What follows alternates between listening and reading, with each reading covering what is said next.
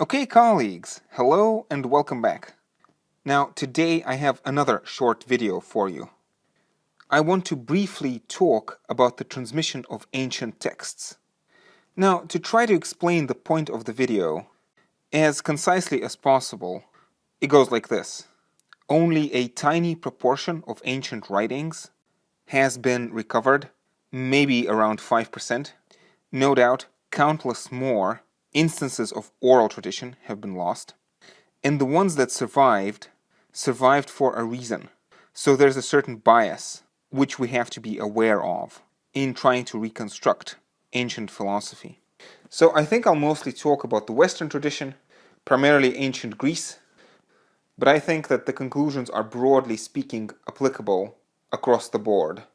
So to begin somewhere, I think it's reasonable to assume that human oral culture has existed and flourished way before the invention of writing. And this oral culture contained philosophical discussions, tackled political topics, religious matters, metaphysics, ontology, at least in the broad sense of these words. Now, oral culture probably begins in the form of everyday speech, but in order to be really retained in a reliable fashion, oral compositions need to be memorable, which most of the time means some form of poetry. So most of these poems, for the lack of a better word, were bound to disappear before they could be written down, as most cultures have disappeared, as most languages have disappeared, and most religions have disappeared, and actually most societies that have ever existed have disappeared. But even the ones that survived, again, it is reasonable to assume, have undergone a process of change. Again, by studying contemporary examples of oral culture, we can see that as these quote-unquote poems are passed through the word of mouth, as one person tells it to someone else, and they memorize it in turn, these poems undergo a substantial amount of alteration, change, revision. So imagine a Homeric bard telling the story of the Iliad. It is plausible that on every individual retelling, the story would be slightly different, so that the process of performing always has an element of improvisation. Now, this malleability of the oral culture actually has a deep philosophical significance. For many reasons, I would imagine, but one immediate comes to mind, and that is that all of the major religious traditions, as far as we can tell, have begun as artifacts of oral culture, long before they were written down. And this original oral character is definitely true of the Hebrew Bible, the Torah, of the sayings of Jesus, of the sayings of Buddha, of the sayings of Confucius, and actually of the Quran, which, according to the traditional story, was recited by Mohammed and memorized by his immediate followers. So the potentially controversial and the potentially unnerving consequence of this is that whenever we read one of these ancient religious texts regarded as sacred by this or that community, we always inevitably have to ask this question: how much of this text actually goes back to the original prophets, Moses or Mohammed or Buddha or Confucius or Lao Tzu, and how much of the text actually comes from later editors and compilers, the people who wrote down the oral tradition and who were responsible for its transmission. Something to think about, something to keep in mind. But on the next step, even once the tradition is written down, we are not out of the woods yet, metaphorically speaking. Because, of course, ancient books are extremely fragile. Papyrus, vellum, clay tablets, all of these media are very hard to preserve. So that, for example, we do not have any originals of the Bible, nor do we have any originals of the works of Plato, etc. But what we have are copies of copies of copies of copies. And these copies are sometimes removed by centuries from the original documents. And now these copies themselves were, first of all, usually very costly. because copying manuscripts by hand is a very laborious task in the ancient Mediterranean world, often performed by slaves, indeed often illiterate slaves. And again, if you sit down and just try to copy, let's say, a page of a certain document by hand, you will find that it's tedious, time-consuming, and also you will find that you will make mistakes. And so, for example, among the ancient authoritative versions of the Bible, so among the best surviving ancient manuscripts of the Bible, there are more discrepancies, that is, variant readings, let's put it that way.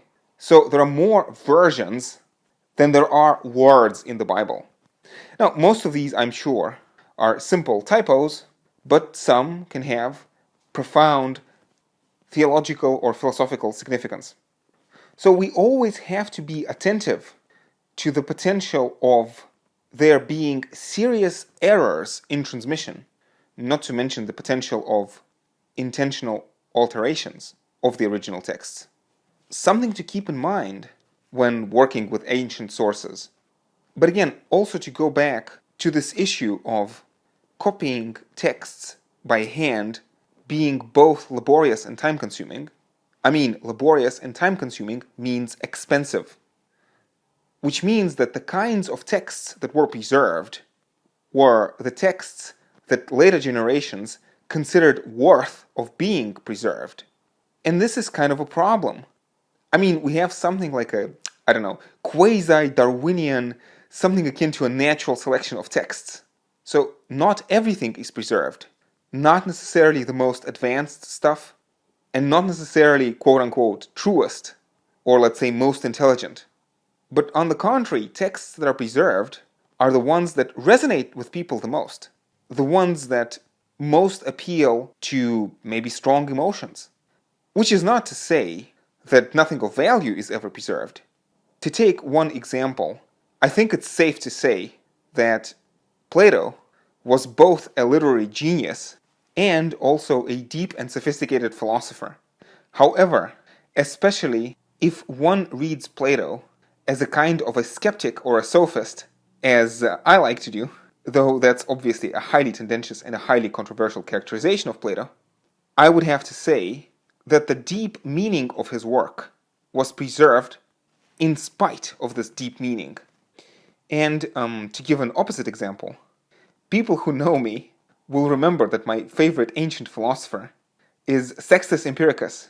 Well, let me tell you, it's more or less a miracle that we have access to Sextus's work. Because even though I think he's a brilliant philosopher, and Sextus has exercised a substantial amount of influence on Western philosophy, starting in the Renaissance, however, in the ancient world, Sextus was the last of his kind. Basically, Sextus is the last great skeptical philosopher of the antiquity. With him, skepticism more or less dies, and almost nobody is interested in his work, except maybe interested to attack and demolish it. Which is, by the way, how a lot of ancient philosophy survives, in the works of later philosophers who attack the views of earlier philosophers. One example would be Christian apologists arguing against pagan philosophy. Clearly a very problematic and a very tendentious way of transmission. Can we really always trust the Christian apologists to accurately relay the views of ancient pagan philosophers? Incidentally, I think one important lesson that we can draw from all this is that, to quote Marshall McLuhan, the medium is the message. The mode of transmission of philosophical ideas is never innocent or neutral.